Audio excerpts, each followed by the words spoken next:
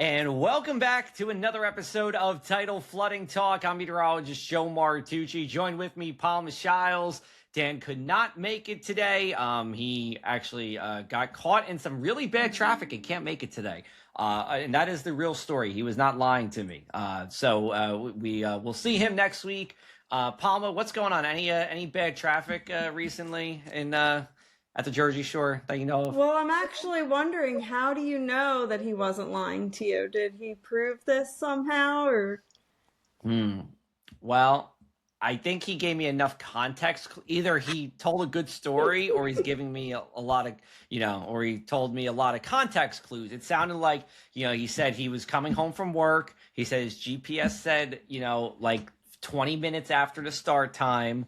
He said it's an emergency accident situation. And so I'm going to say he's fine. But I'm going to say he was correct. But good point. No, Good point. I agree. Dan doesn't lie like that, but it is getting crazy what people do with AI now. You could just like send fake traffic certain places, whatever, but Ken, fake weather too. I got a little duped by a tornado that someone showed me in Virginia like 2 weeks ago, or someone texted me from Virginia 2 weeks ago. They're like, "Hey, my sister-in-law saw this," and I was like, "Oh wow!" And then kind of like checked in with somebody. Shout out to Jackie Layer at DC News Now, and we were like, probably AI. So I got caught with that. Anyway, enough about this. Let's bring in our guest here for today. Ivis Garcia. She's an associate professor at Texas A&M University. She's in the landscape architecture and urban planning department. And she's going to talk to us today about the difference between, or trying to reconcile between affordability and safety when it comes to the United States, tidal flooding, and the housing shortage that we see here. She wrote a really nice article in theconversation.com. You can check it out about it. And we are going to welcome her to the show. Thanks so much for coming on today. Well, thank you so much, Joe and Palma, for the invitation. Absolutely. Yeah, we're glad to have you on here. We know that you usually focus on Texas and Puerto Rico, so I'm sorry that we don't have we don't have any of those connections here, but we're all along the coast. We all have to deal with flooding and where to live. So in New Jersey, what we find here is that a lot of these flood-prone zones are actually where the most expensive housing is. Because people want to be by the bay or by the beach where this flooding is occurring. You gave an example here at the beginning of your article that was like a beautiful home in California, good jobs, good schools, but it goes for nearly $1 million.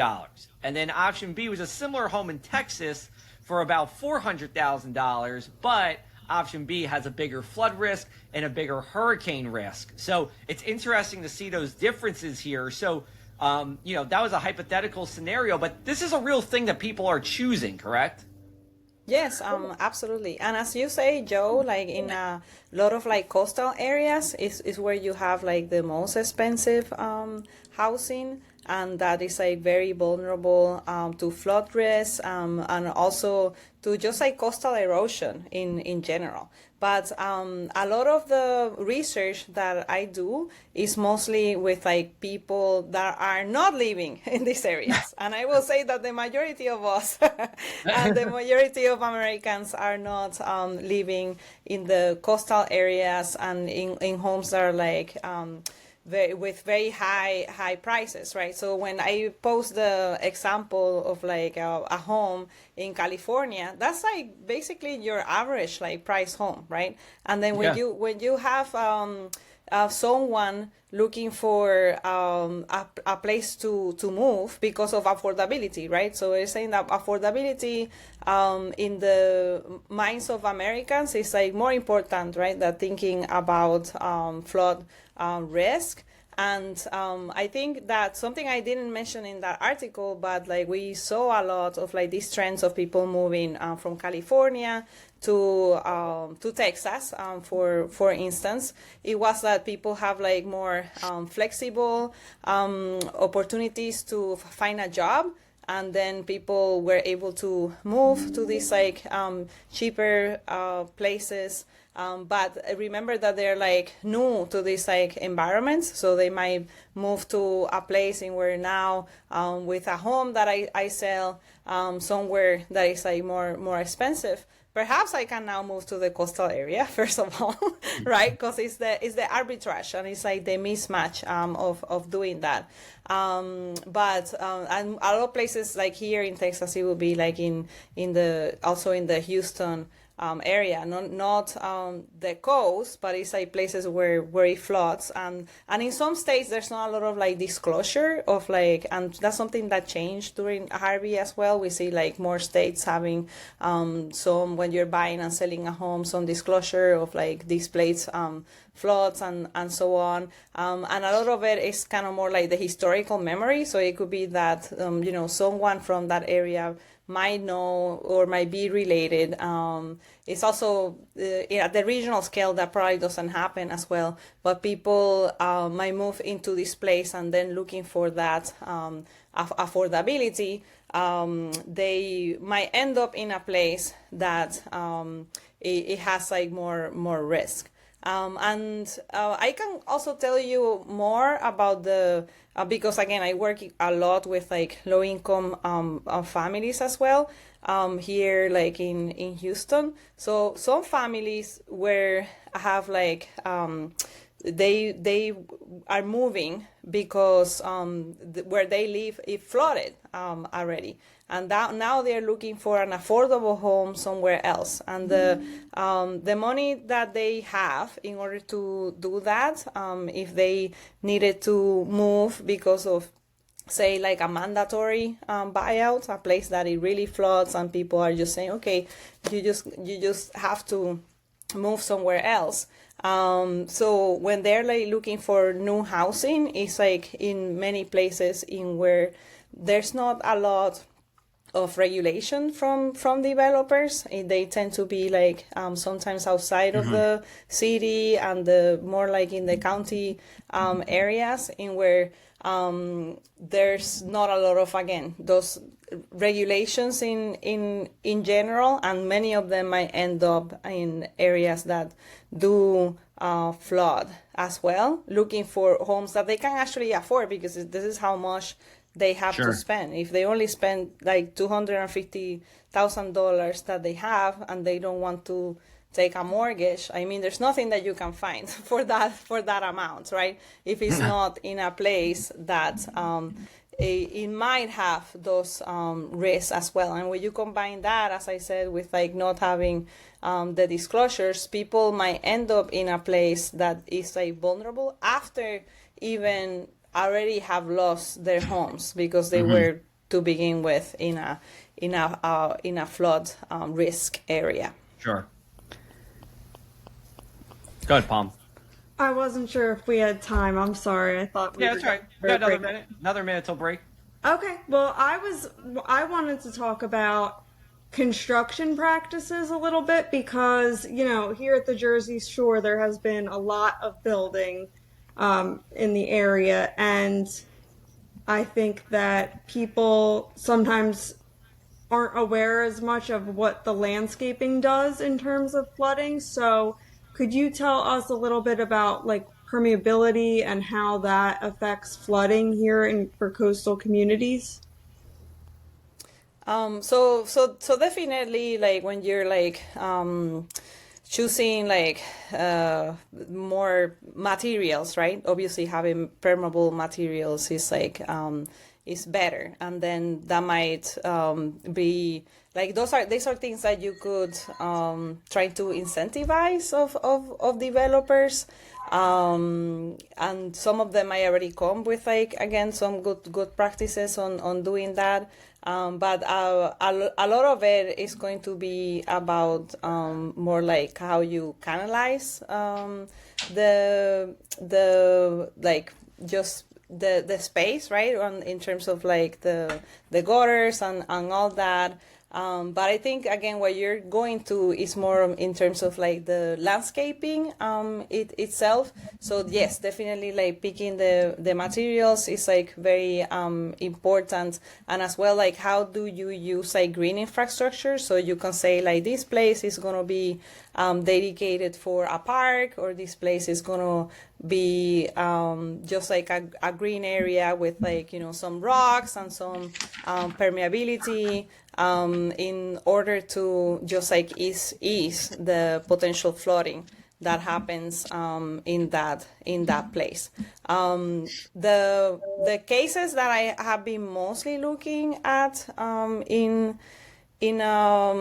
in Houston and surroundings areas has more to do with the fact that in unincorporated areas, they might not have zoning or land use regulations. So what you have is a lot of like agricultural land that basically a developer can buy. And because those regulations happen at the city level, if they don't have any zoning or any ordinances, like pretty much there's a lot that developers can do.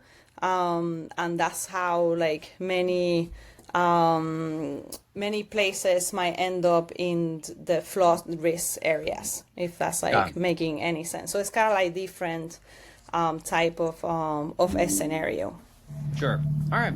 We're going to take our first break, and we'll be right back here on Tidal Flooding Talk. Thanks to the New Jersey Coastal Coalition, your flood insurance bills are lower and your streets safer from the reality of flooding. Since beginning in 2013, we build more resilient shoreline communities. Our member towns develop and share in best practices that anticipate future concerns and create flooding solutions. From our town-specific free web app for flooding information to our weekly Tidal Flooding Talk show, we focus on flooding 24/7. Visit www.njcoastalcoalition.com for more. Hello and welcome back to Tidal Flooding Talk. We are brought to you by the New Jersey Coastal Coalition, and we would like to remind our viewers to be smart with landscaping. The way you landscape impacts flooding. Use native plants, rain gardens, and permeable pavers to let water absorb naturally. Avoid paving large areas. Simple yard choices help reduce neighborhood flooding and protect water quality. Always check with your local zoning officer for your town's specific landscaping requirements before making any changes. All right, and we are going to continue our conversation here about housing, affordability, tidal flooding risk or flooding risk here. You wrote in your story, climate risk becomes part of the equation, and 63,365 more people moved in than out to those high fire risk counties. So we're going to move from flooding to fire here. Do you see the same kind of crossover with people who are moving into flooding areas as opposed to fire areas? I mean, I have not done a lot on fire. I must we're say. a flooding show, so that's fine. Yes, right. But it's obviously like the fires that I have like mostly like looked at are obviously in Hawaii and also in California, and we know that in those areas they were like kind of like higher income places. So I think that something that we could say about that is that as people are displaced, they're going to put pressures in the housing market. So it doesn't matter where they might go, right? So it could be that again because the insurance that they might get is not even with private insurance, it might not be that it covers absolutely everything. So people are kind of like forced to move to places that perhaps are more affordable. And when that happens, right, you have like maybe a higher income neighborhood or area, and that could be also in fires or flooding, that when they are displaced, again, they're putting those pressures in nearby neighborhoods. And in many areas, we see that like higher income neighborhoods are also close to places that are gentrifying already. It's not like the fire it just started, or the disaster, right? It started the gentrification process, and many times there's people that already higher income moving to these areas, but it kind of like set up a pace in where that goes faster, right? And then when you have a place with like rents that and that is kind of like the next like in gentrification studies you might call that the next like urban frontier, right? So it's places that already are changing, but they are like pretty close to those higher neighborhoods that people feel that this is kind of the next place to move to. So that's something that I have seen in some markets, but to relate it a little bit more with like the interviews and the research that I have done. I was just in Puerto Rico, Joe, when you called me the other day, and I was like doing, yes, I was doing a project, welcoming like people from all over different places in the United States to learn about a case study of like climate gentrification. And in this climate gentrification, the place that flooded actually was like the higher income place. But as people are kind of like displaced, they look for, okay, what's the next place nearby, right? And then just like move to those places, which makes it that it causes the rents to go up, and those lower income neighbors then are going to move somewhere else because they cannot afford it anymore. So at least with those two examples that you gave me, or thinking about fires that I have seen in Hawaii and also LA, those are some of the stories that we have also seen, although that's like potential gentrification pressures surrounding other neighborhoods. And I know we were touching on this before, but when you researched, people choosing between affordability and safety, do you think that had more of an impact on people buying or renters? I think that has, I will work a lot with like home buyers or people that are, or have a home, right? That's kind of like the population that I look at the most. I think that I do not concentrate too much in renters, and this is something that is like also very bad for disaster studies.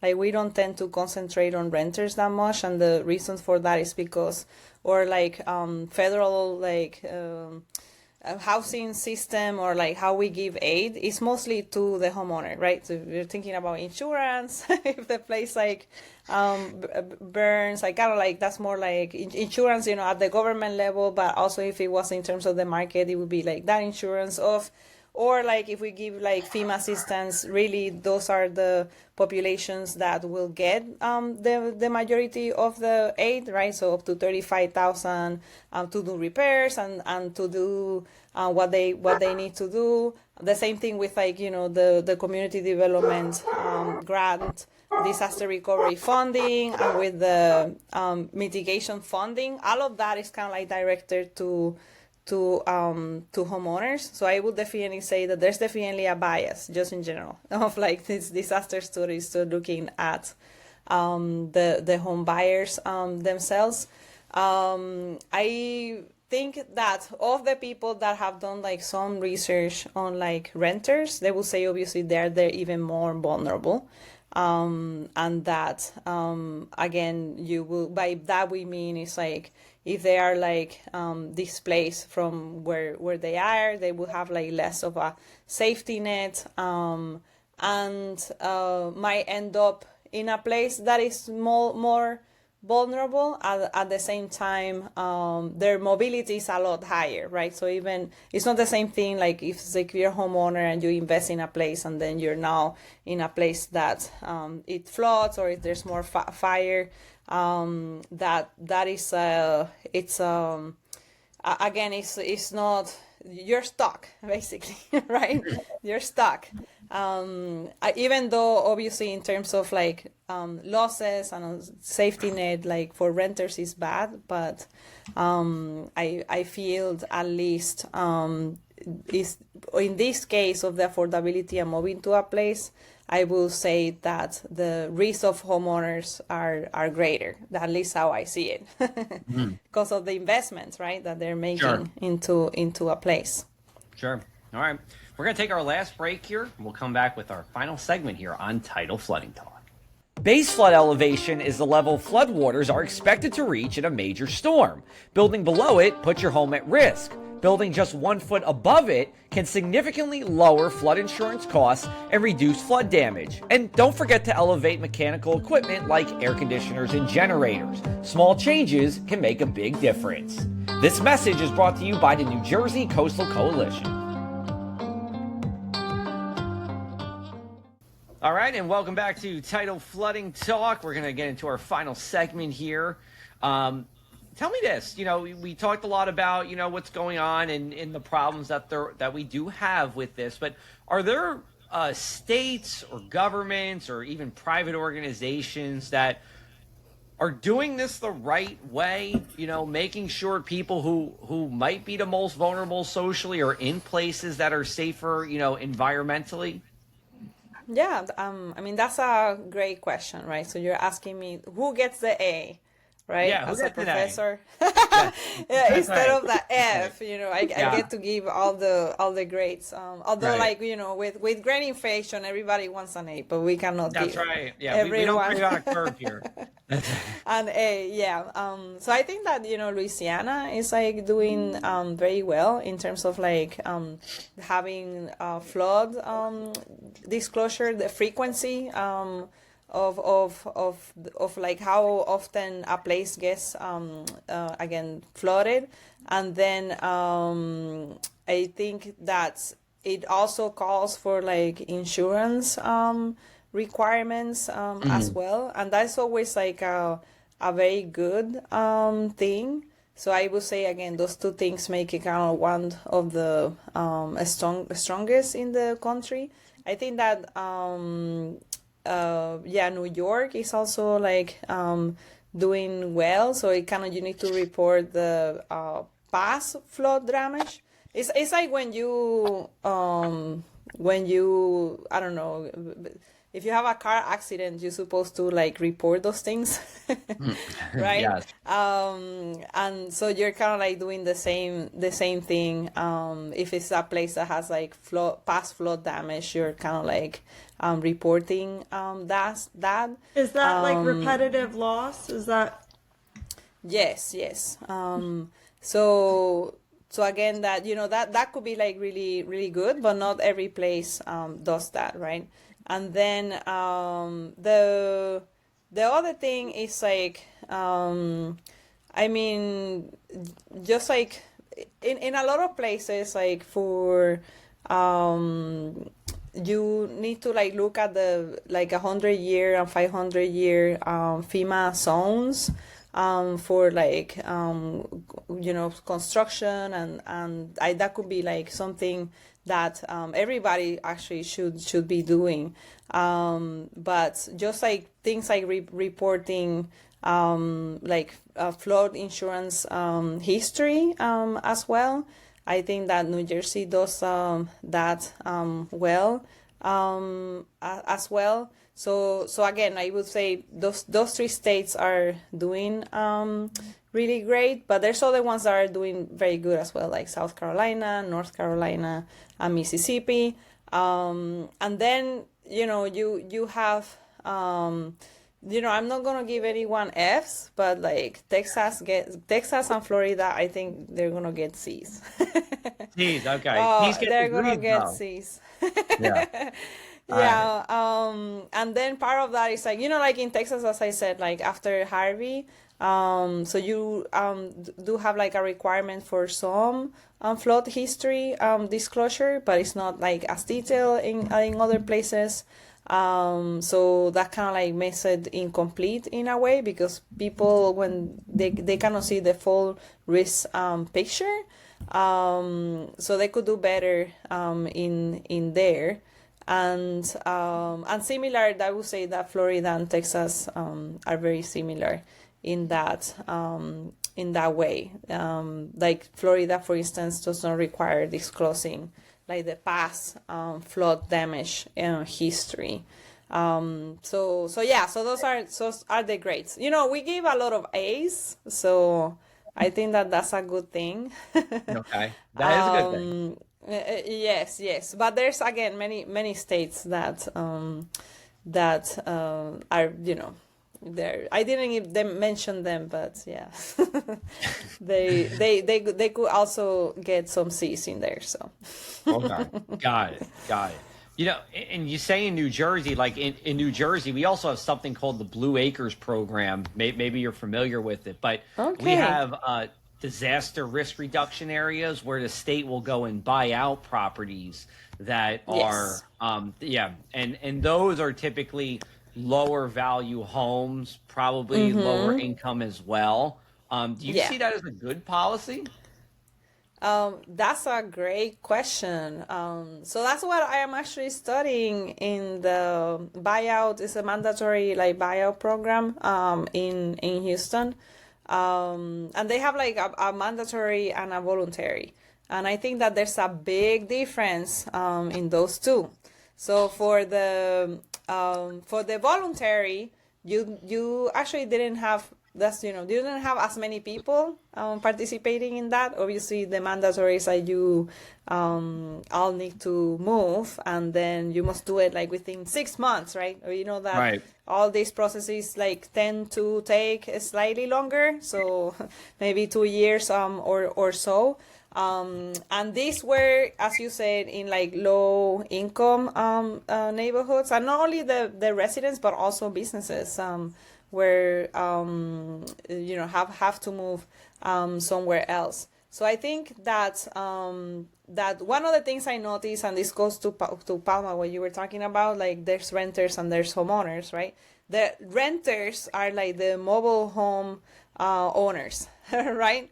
Because they actually are treated as renters, and then they don't get a lot of money, and then with their money that they get, they can do a down payment or they can pay rent in a place for a few years.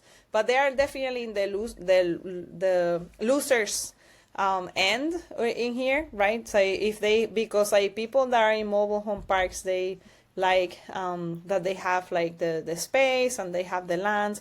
They cannot find something similar as in renting in a place nearby, right? So they might have to move like somewhere else. So I feel that with a lot of the interviews that I have done, like they do not like this, right?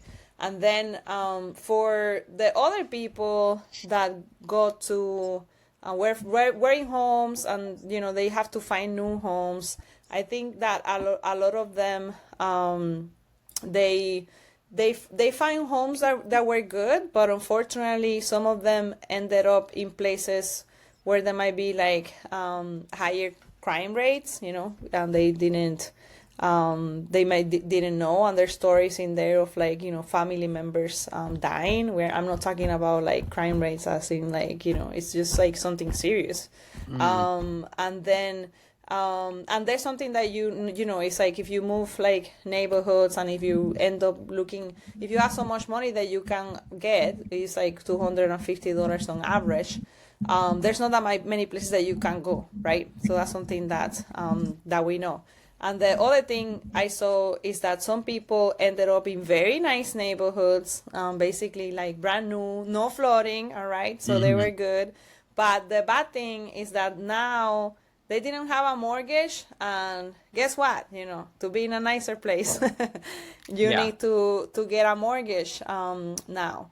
And then what we know about interest rates, well, they're a lot higher than when they first became homeowners. Yeah.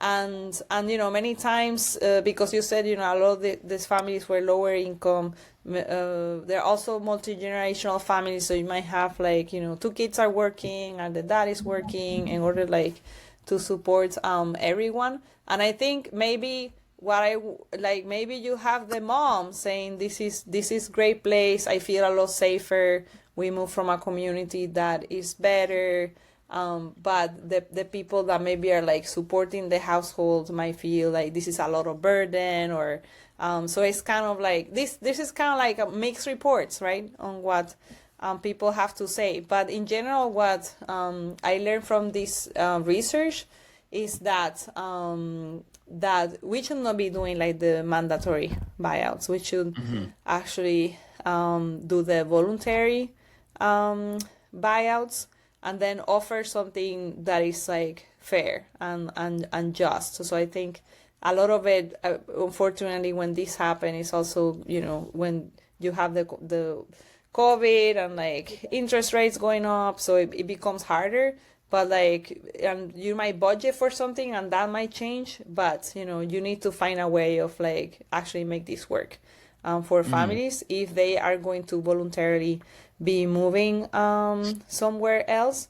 And the other consideration that we saw a lot is like, in again, lower income neighborhoods, a lot of families might have businesses in the, you know, maybe you with the Houston, that you have like the zoning is kind of relaxed, right? And you might have a business in your home. We are not compensating for a business, right? We're just compensating for the home. So the policy is not looking at those things together.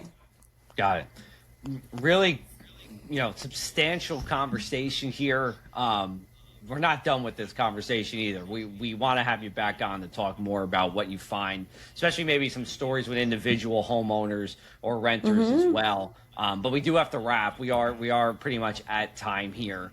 But we do want to end, as we usually do, with the one thing we can't stop talking about: tidal flooding or otherwise. I'll start. I did not realize that that most people are just kind of okay or so with corned beef and cabbage on St. Patrick's Day. I love it. I think I had I'm pretty sure I had a pound and a half of corned beef on St. Patrick's Day. I was so full I usually eat breakfast. I'm a breakfast every morning person. I did not eat breakfast. I was stuffed until about noon. But I love corned beef. I think if Joey Chestnut and me went head to head on a corned beef and cabbage battle, I'm not saying I would win, but I think I could give him a run for his money. So that's what I got. Very nice. Palma, what do you got? Well, I do want to give a shout out to our friend Cullen, because he made us homemade Irish potatoes. And I don't think I've ever had that before, but they were so good. And we stuck them in the fridge, and they were even better like the next day. But anyway, that's not the one thing I wanted to talk about. Now I'm thinking about, from our episode tonight, I am thinking about Puerto Rico, because we always take a trip there like once a year usually, but we skipped this year because we moved, and got me thinking about it, and we are definitely going next year. I'm not skipping. Okay, yeah, very nice. I've never been. I got to get there. Maybe Ivis can take us there. Yeah, why not? Yeah. I mean, I have shown people that do this kind of work, and so they can see the places that flood and the policies, and all that. And you know, more work needs to be done. I have to say, 10 years. You know, Puerto Rico has been like almost 10 years, just like Houston, of like the recovery, and still, you know, you can see a lot of like blue tarps, and you can see a lot of people without housing and all that. But maybe to tie it to the you know, to Puerto Rico, I would say that everybody that came, because I told you, Joe, that people from the United States were going there. Yeah. To, you know, talk about like climate gentrification and all that. But they always mention Bad Bunny, you know, like music and dancing. and all that. Where are you on Bad Bunny? Do you like Bad Bunny? You don't like Bad Bunny? I'm you know, I like the music, you know. I cannot do it in my Zumba class. I teach Zumba, Oh, okay. But I teach it in a church, so I cannot Oh, put okay. his music because a lot of it is not clean, with the exception of maybe 3 songs that Okay. I can play in there. But you know, I think that you know, as I was talking to, because we're talking about climate gentrification, and it was the executive director of the organization that we went. She said, like, you know, we love Bad Bunny. We don't want to talk bad about Bad Bunny. Right. But one thing that happened in Puerto Rico is that there has been a lot of like tourism, and because of it, and he said, like, okay, we love tourists, we like tourists. What we don't like is the rents going up because of all the Airbnbs. Yeah. So before the hurricane, in the neighborhood that I was like studying, there was 87 Airbnbs, and now I was studying that there's about 1,000, and that has with a combination of like increased tourism after COVID because of Bad Bunny. But we need to do something, and that's what the groups there are trying to do. Okay. To do something so we don't transform everything into Airbnbs. And I'm not saying when you go you can stay in an Airbnb, but I'm just saying. Right. Palma has And I don't know permission what to stay any in of the Airbnb. words mean in the Bad Bunny song, but I do like Bad Bunny.